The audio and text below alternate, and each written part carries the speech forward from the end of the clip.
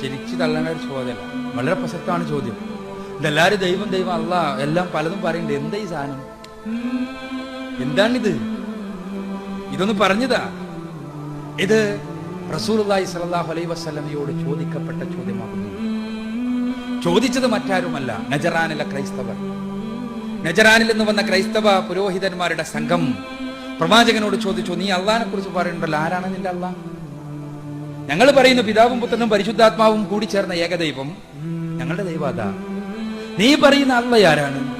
റസൂലുള്ളാഹി സ്വല്ലല്ലാഹു അലൈഹി വസല്ലമയും ഒരു അല്പനേരം ഈ ചോദ്യത്തിന് മുന്നിൽ ഒന്ന് പകച്ചു. കാരണം ഒരൊറ്റ ചോദ്യം, ആരാണ് അള്ളാഹ് എന്ന് ചോദിക്കുമ്പോൾ സൃഷ്ടാവ് തമ്പുരാൻ, ഇതെല്ലാം നമുക്ക് പറയാം. പക്ഷേ എങ്ങനെയാണ് ഇവർക്ക് ഇത് വിശദീകരിച്ചു കൊടുക്കേണ്ടത്? അതാ പടച്ച തമ്പുരാന്റെ വചനങ്ങൾ മണിമണിയായി വരുന്നു. പരിശുദ്ധ ഖുർആനിലെ 112-ാമത്തെ അധ്യായം സൂറത്തുൽ ഇഖ്ലാസിലെ 4 വചനങ്ങൾ സട്ടാവായ തമ്പുരാനെ കൃത്യമായി പരിചയപ്പെടുത്തുന്നു. ഖുൽ ഹുവല്ലാഹു അഹദ് അല്ലാഹുസ് സമദ് ലം യലിദ് വലം യൂലദ് വലം യകുൽ ലഹു കുഫുവൻ അഹദ്. ആരാണ് സർവേശ്വരനായ തമ്പുരാൻ? പറയുക കാര്യം അവൻ ഏകനാണ് എന്നതാണ്. ഏകനും അദ്വിതീയനുമാണ് അവൻ. എല്ലാ അർത്ഥത്തിലും അസ്തിത്വപരമായി ഏകത്വം അവകാശപ്പെടുവാൻ സാധിക്കുന്ന സത്തയുള്ളവൻ. അതോടൊപ്പം തന്നെ അവനെപ്പോലെ മറ്റൊന്നുമില്ലാത്തവൻ. ആരാണോ അവൻ? അവൻ ആരാണ്? അല്ലാഹു സമദ്. സമദാണ് അവൻ. ആരാണ് സമദ് എന്ന് പറഞ്ഞാൽ? സമദ് എന്ന് പറഞ്ഞാൽ ഒരാളുടെയും ആശ്രയം ആവശ്യമില്ലാത്തവൻ. എന്നാൽ എല്ലാം ആരെ ആശ്രയിച്ചാണോ നിലനിൽക്കുന്നത് അവൻ. ഒരാളുടെയും ആശ്രയം ആവശ്യമില്ലാത്തവൻ, എന്നാൽ എല്ലാം എന്തിനെ ആശ്രയിച്ചാണോ നിലകൊള്ളുന്നത് അവൻ. ലം യലിദ് വലം യൂലദ്. അവൻ ജനിച്ചിട്ടുണ്ടോ? ജനിച്ചിട്ടില്ല. അവൻ ആരെയെങ്കിലും ജനിപ്പിച്ചിട്ടുണ്ടോ? അതുമില്ല. പിന്നെയോ വലം യകുൽ ലഹു കുഫുവൻ അഹദ്. ഈ പ്രപഞ്ചത്തിലെ ഏതെങ്കിലും ഒരു വസ്തുവുമായി സാദൃശ്യപ്പെടുത്തിക്കൊണ്ട് അവൻ അറിയാൻ കഴിയോ? ഇല്ല. ഒന്നുമായും അവനെ സാദൃശ്യപ്പെടുത്തുവാൻ അവന് സമാന്തരമായി യാതൊന്നും തന്നെ ഇല്ല. ഇതാണ് സൃഷ്ടാവായ തമ്പുരാൻ. ഏകനായ, അദ്വിതീയനായ, ആശ്രയം ആവശ്യമില്ലാത്തവനായ, എല്ലാം ആശ്രയിച്ചു നിൽക്കുന്നവനായ, ആരും ജനിപ്പിച്ചിട്ടില്ലാത്ത, ആരെയും ജനിപ്പിച്ചിട്ടില്ലാത്ത, ഒന്നുമായും താരതമ്യപ്പെടുത്തുവാൻ സാധ്യമല്ലാത്ത സർവേശ്വരനായ തമ്പുരാൻ.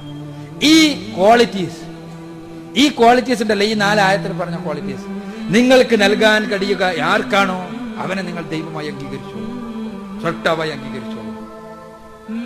സൃഷ്ടാവും സംരക്ഷകനുമായ ഈ ക്വാളിറ്റീസ് 4 നൽകുവാൻ ആർക്ക് നിങ്ങൾക്ക് കഴിയുമോ അവനെ നിങ്ങൾ ആരാധിച്ചുകൊള്ളൂ. അത് ആരാവട്ടെ, നിങ്ങൾ ആരെ വിളിച്ചോളൂ, ആരെ പ്രാർത്ഥിച്ചോളൂ. ഈ 4 ക്വാളിറ്റീസ് നൽകാൻ കഴിയുമോ എന്ന് നിങ്ങൾ പരിശോധിച്ചാൽ മതി. 4 ആയത്തുകളിൽ പറയുന്ന കാര്യങ്ങൾ നൽകാൻ പറ്റുമോ എന്ന് നിങ്ങൾ പരിശോധിച്ചാൽ മതി. നിങ്ങളുടെ ആരാധ്യന്മാരായിരുന്നാലും ആ ആരാധ്യന്മാർക്ക് ആർക്കെങ്കിലും ഈ 4 ആയത്തുകളിൽ പറഞ്ഞ കാര്യങ്ങളിലെ 4ഉം യോജിക്കുന്നുണ്ടോ എന്ന് പരിശോധിക്കുക. അത് മനുഷ്യ ദൈവങ്ങളാകട്ടെ, വിഗ്രഹങ്ങളാകട്ടെ, ശവകുടീരങ്ങളാകട്ടെ, അതല്ല പ്രാർത്ഥിക്കപ്പെടുന്ന മറ്റു പുണ്യപുരുഷന്മാരാകട്ടെ, ആര് തന്നെയാകട്ടെ, ഈ 4 കാര്യങ്ങൾ അവരിൽ ഉണ്ടോ എന്ന് പരിശോധിക്കുക.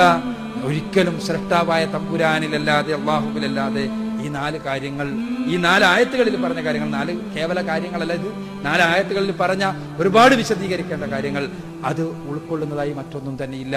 സൃഷ്ടാവായ തമ്പുരാൻ, ഒന്നുകൂടി ഞാൻ ആവർത്തിക്കുകയാണ്, ഏകനാണ്, അദ്വിതീയനാണ്. അവൻ ആരുടെയും ആശ്രയം ആവശ്യമില്ലാത്തവനാണ്. എല്ലാം അവനെ ആശ്രയിച്ച് നിലകൊള്ളുന്നവനാണ്.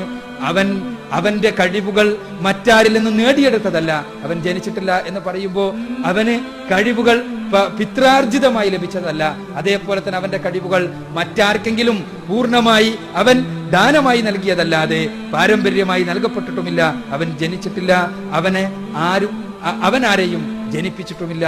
അതേപോലെ തന്നെ അവനെ പഠിക്കാൻ, മനസ്സിലാക്കാൻ, അവനെ അറിയാൻ മാർഗങ്ങൾ, ഈ അവന്റെ അസ്തിത്വത്തെ കുറിച്ച് അറിയാൻ, ഈ പ്രപഞ്ചത്തിലെ ഒന്നുമായും സാദൃശ്യപ്പെടുത്തി അവനെ മനസ്സിലാക്കാൻ, അറിയാൻ നമുക്ക് സാധ്യമല്ല. അവന്റെ പ്രവാചകന്മാരിലൂടെ അവൻ പഠിപ്പിച്ചു തന്ന, അറിയിച്ചു തന്ന കാര്യങ്ങൾ മാത്രമേ അവനെ കുറിച്ച് അറിയാൻ നിർവാഹമായിട്ടുള്ളൂ.